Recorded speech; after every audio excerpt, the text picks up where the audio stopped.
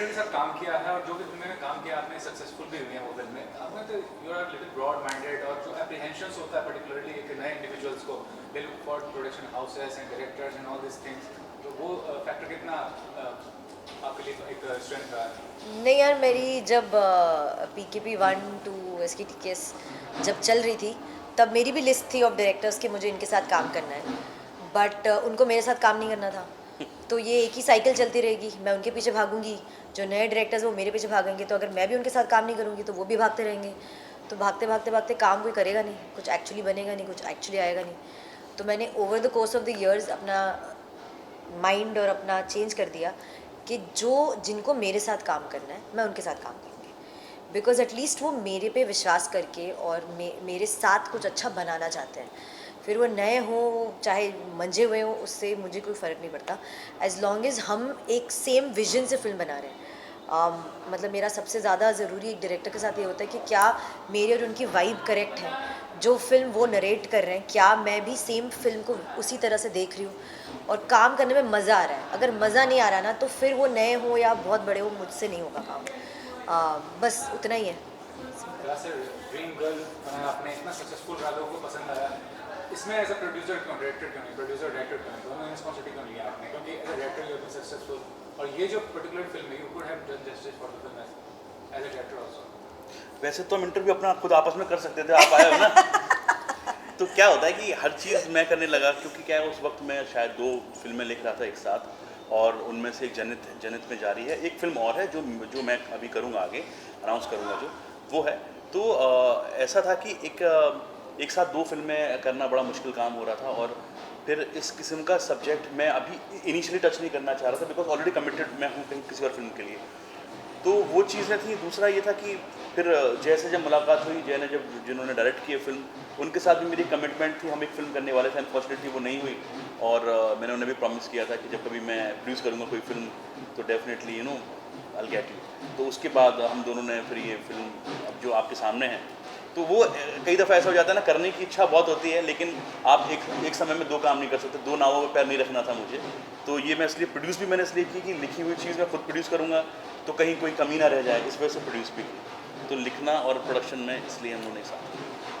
आजकल के टाइम में एंटरटेनमेंट तो फैक्टर इंपॉर्टेंट हो ही गया है, लेकिन you know entertainment and entertainment ये दोनों फैक्टर को साथ में लेके चलना कितना ज़रूरी है एज इंडिविजुअल? देखिए, ज़रूरी तो कुछ भी नहीं है, लेकिन ज़रूरत अभी कह सकते हैं हाल फिलहाल, बिकॉज पैंडेमिक के बाद तो इतना सब लोग हर किसी को कॉमेडी की ज़रूरत है, और ज्ञान वाली बातें बहुत ज़्यादा आप कहेंगे तो ना लोग बोर हो जाते हैं, बिकॉज वो ज्ञान छोड़ के तो फिल्म देखने आ रहे हैं, वहाँ भी ज्ञान मिल रहा है तो फिर प्रॉब्लम हो जाती है।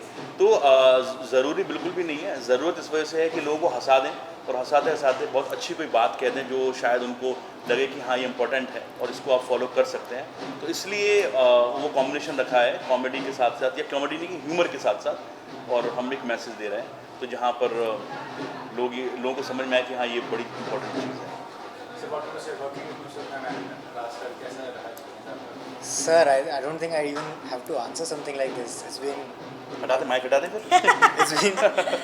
it's been out of this world. It's been, I think, सबसे why I really thank my stars is because it's been so easy to work with them, because they're so accepting. Probably somewhere I don't think everybody has the courage to get a new boy out of nowhere and put him in the shoes that they have put me in. So that way I've been very grateful, but at the same time they're so welcoming, they're so accepting. It's been very easy working with them. I've been at ease. They've made sure that I'm not nervous, and I don't let the situation get the better of me. So that way I've been really grateful. Well, a subject like this, even a guy feels a little shame when talking about this kind of subject. तो एक girl होते हुए आपने एक तो project को हामी भरी काम किया इसमें, बस देने एप्रीहेंशन शुरुआत में जब कोई प्रोजेक्ट आया आपके पास कि ऐसा सब्जेक्ट पे काम करना है नहीं करना है। इस जवाब का ना राज सर ने बहुत अच्छी लाइन लिखी है, तो कॉन्डम बेचने के लिए अपना जेंडर चेंज कर दूँ। ये बहुत ही ज़्यादा बेसिक लाइन है, बट क्या लिखी है, क्या कर रही है एक लड़की, जॉब कर रही है। अब आप पहले कह रहे हो कि लड़की इतने बजे से इतने बजे तक घर के बाहर नहीं जा सकती, बट अब वो लेट नाइट जॉब्स भी कर रही है ना। कॉल सेंटर में क्या होता है, लेट नाइट भी जॉब्स होती है, आप सुबह आते हो, उसमें क्या है। तो अब अगर वो करने लग जाएंगे तो फिर तो हम कुछ भी नहीं कर सकते, फिर तो हम एक घर ही बैठ जाते हैं। मतलब I don't see the logic of that. फिर घर में भी हॉल में नहीं बैठ सकते, इसी कमरे में बैठ एक बहुत सिंपल, जब एक औरत बच्चा पैदा कर सकती है तो रोक भी सकती है। बहुत सिंपल सी बात है। रोकने के लिए सिर्फ ये हमारे पास ऑप्शन है कॉन्डोम, जो हमने बताया, और वो इम्पोर्टेंट औरत के लिए इसलिए है क्योंकि हमारे हिंदुस्तान में सबसे ज़्यादा अबॉर्शन रेट सबसे हाई है, जिसकी वजह से बहुत प्रॉब्लम होती है और बहुत डेथ्स होती हैं। तो औरत का ये बेचना करना बहुत ही नॉर्मल होना चाहिए और उसी को मद्देनजर रख के फिल्म बनाई गई, यू नो। और अगर ये ऑनेस्टली ये टॉपिक अगर एक लड़की नहीं बोल रही होती तो आप जो हमसे ये सवाल पूछ रहे हो इस बात पे चर्चा ही नहीं होती। और पॉइंट ये है कि चर्चा करने के लिए ही हमें इस बात को नॉर्मलाइज करना चाहिए, क्योंकि कोई इसके बारे में बात ही नहीं करना चाहता। करने का तो बहुत दूर का आता है। आई डोंट नो कितनी लड़कियां इस फिल्म के बाद एक्चुअली जाके कॉन्डम खरीद के अपने पास रखेंगी। जो रखेंगी हमने मतलब हमारे लिए सक्सेस हो गया, बट एटलीस्ट उसके बारे में बात तो शुरू करेंगे, वो भी बहुत बड़ी बात है। द इशू ऑफ अबॉर्शन में तो वर्ल्ड वाइड लीगल है, कंट्रोवर्सी है, क्या कहना चाहेंगे कि क्या ज़रूरी होना चाहिए?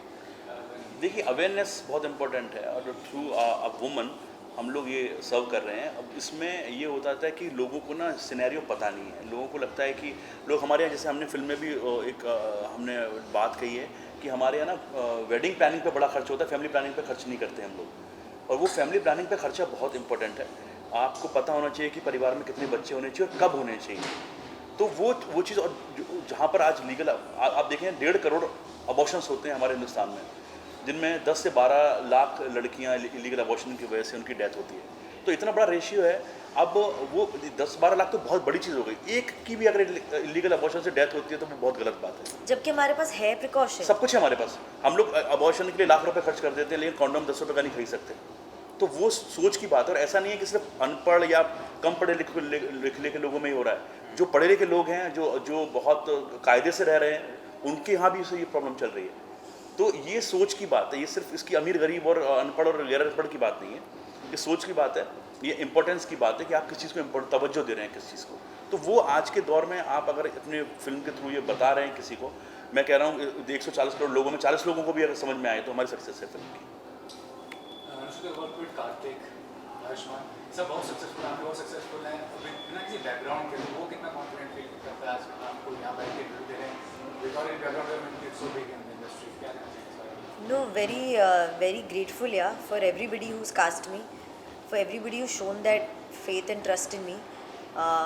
I'm grateful to the people who rejected me also, because जब आपने मना किया तो ही मुझे वो मिला कि मैं आगे चल के और लोगों के साथ काम करूं।